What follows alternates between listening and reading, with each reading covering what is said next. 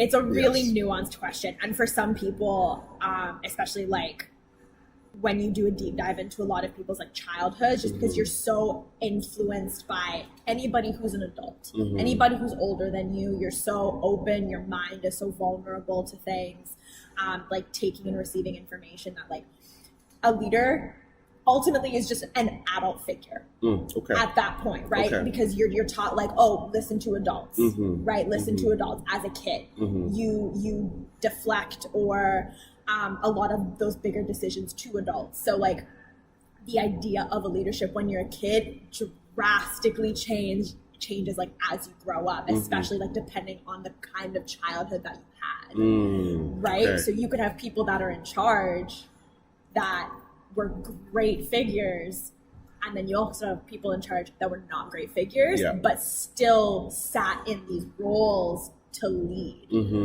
And so it's like I really had to sit with that, because it was like, do I define a leader and leadership as like the true definition, or is it something a little bit more complicated than that?